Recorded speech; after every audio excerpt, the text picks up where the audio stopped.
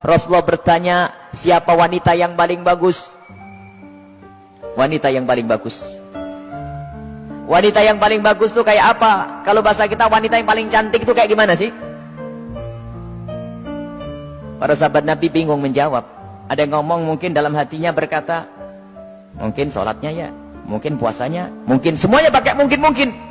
Pada bingung, pada noleh ke sana kemari, tidak bisa menjawab wanita yang paling mulia itu seperti apa. Sayyidina Ali juga tidak bisa menjawab.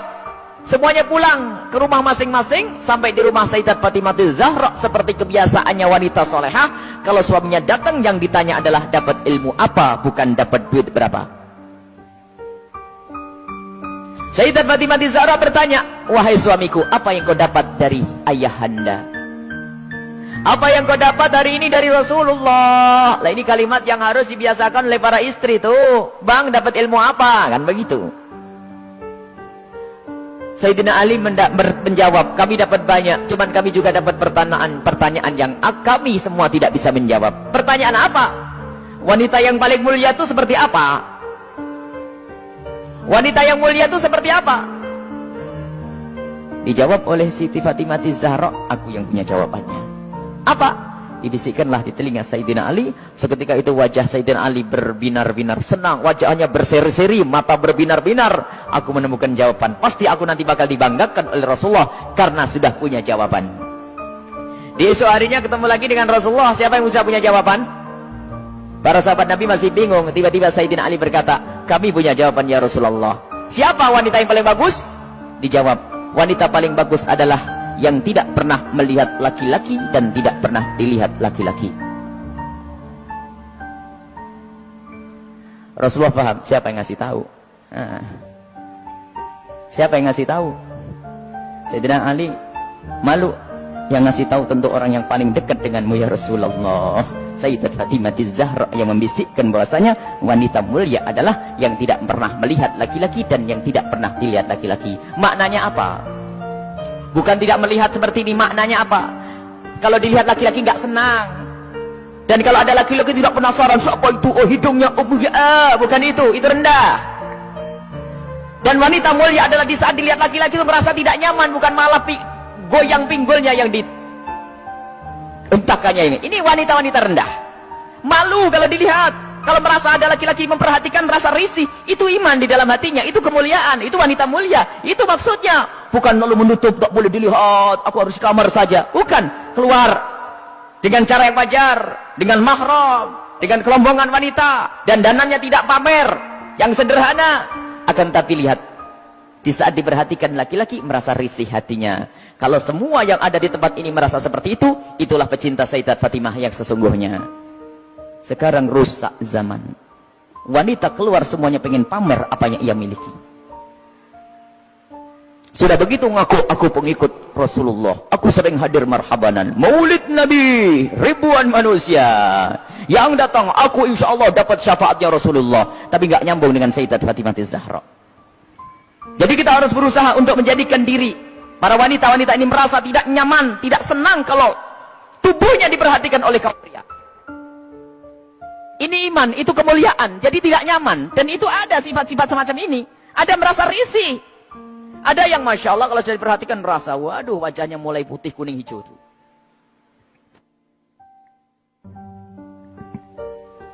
Ada kalau sudah diperhatikan laki-laki berubah semuanya. Mulai cara berjalannya, mulai cara ininya Masya Allah. Sampai cara ngomongnya di model-model, pasti itu wanita yang tidak pernah kenal Sayyidat Fatimah Zahra. Dan ini maksudnya tidak melihat dan tidak dilihat itu adalah menjauhkan dari hatinya rasa senang pamer dan dananya. Sampai suara pun dijaga. Suara dijaga Sayyidat Fatimah Zahra, suara dijaga dan rasa malunya sangat tinggi Sayyidat Fatimah Zahra. Sangat malu, pemalu beliau itu. Pernah suatu ketika berada di teras rumah, bukan di teras, karena rumah jangan dianggap kayak rumah kita. Sebab rumah Rasulullah dengan Sayyidat Fatimah Zahra kalau digambarkan, kalau Masjid Nabawi ini segede ini dulu tuh. Masjid Nabawi kurang lebihnya seperti ini, seperti Masjid Taqwa ini sebelum dikembangkan. Jadi rumah Rasulullah itu, rumah Sayyidat Fatimah Zahra ada 5x5 di situ. Seberangnya ada rumahnya Sayyidi Aisyah, di belakangnya ada rumahnya Sayyidah Saudah. Kemudian nanti istri Rasulullah yang lainnya ada diajar begitu. Jangan dianggap rumahnya di kampung sana, di kota sini, bukan. Jadi rumahnya hanya kecil-kecil begitu. Sehingga ada fitnah yang pernah disebar bahwasanya Siti Fatimah Zahra pernah ditendang Sayyidina Umar bin Khattab. Ini kan fitnah pada Sayyidina Umar. Memangnya nggak ada yang dengar yang lainnya? Kecil begini, kalau sampai Siti Fatimah sampai jerit-jerit nangis pasti kedengaran.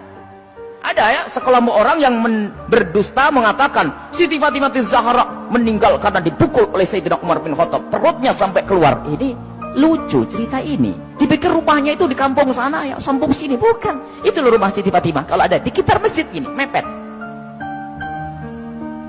5 kali 5, 4 kali 3, rumahnya itu rumah dipikir rumah kayak apa begitu, bukan. Jadi rumah Rasulullah dan semua keluarganya itu kalau dikumpulkan hanya 200 meter. Allah. Dan sangat sederhana. Nah itulah, suatu ketika Sayyidat Fatimah Zahra berada di depan kamar, di depan rumah bersama Asma binti Umais. Asma binti Umais itu adalah bekas istrinya Ja'far At-Tayyar. Di saat itu ada jenazah yang lewat. Dan di saat ada jenazah yang lewat, tiba-tiba Siti Fatimah menangis. Dan menangisnya nggak kira-kira. Sampai Asma ketakutan. Kenapa wahai binti Rasulillah, wahai putri Rasulullah, engkau menangis seperti itu? Ada apa? Kenapa engkau menangis? Baru setelah reda bisa menjawab, aku menangis, aku nanti pasti akan mati. Tentu engkau akan mati. Engkau akan mati. Bukan masalah kematian, tetapi aku tidak ingin nanti seperti itu. Kenapa dia? Lihat, semua orang yang meninggal akan diperlakukan seperti itu, dibungkus dengan kain kafan, lalu diangkat di kepalanya manusia, lekuk-lekuk tubuhnya terlihat. Alangkah malunya aku nanti jika aku mati, lalu diangkat di atas kepala manusia, lalu lekuk-lekuk tubuhku terlihat. Oh, mikir lekuk tubuhnya. Subhanallah. Setelah mati itu yang digambarkan, bukan waktu hidup. Ini ngaku pecinta Fatimah Zahra, ngaku pecinta Sayyidat Fatimah Zahra, tidak pernah merasa risih lekuk tubuhnya dilihat orang. Jadi Siti Fatimah Zahra itu merasa malu kalau nanti dilihat setelah meninggal. Lalu Asma bercerita, wahai Fatimah, waktu aku di Habasyah, aku melihat ada orang itu, kalau ada orang meninggal, itu dibuatkan satu kotak. Kemudian mayat dimasukkan ke dalam kotak, kemudian ditutup pelepah korma, sehingga tidak kelihatan itu. Kalau bahasa kita keranda.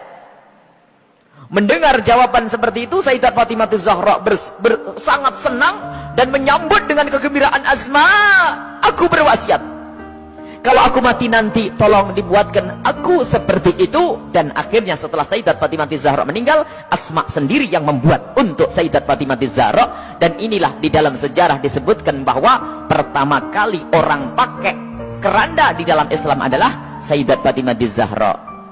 Bukan masalah pertamanya, tapi kita harus tahu maksudnya apa. Ini loh yang penting. Maksudnya adalah menjaga kehormatan. Padahal juga nggak apa-apa orang mati, kelihat auratnya pun tidak dosa.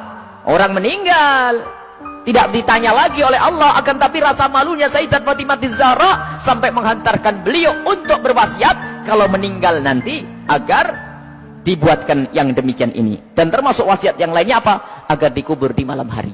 Tidak ingin, masih ingin, takut kalau dilihat oleh orang.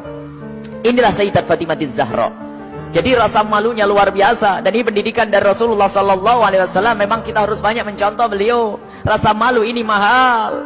Kalau sudah malu ini dicabut dari seseorang, maka semuanya akan dilakukan dari keharaman. Rasa malu ini kemuliaan, malu yang sesungguhnya. Malu kepada Allah, malu kita melakukan kemaksiatan. Dan malunya seorang wanita itu adalah kemuliaan. Siti Fatimah adalah suri toladannya.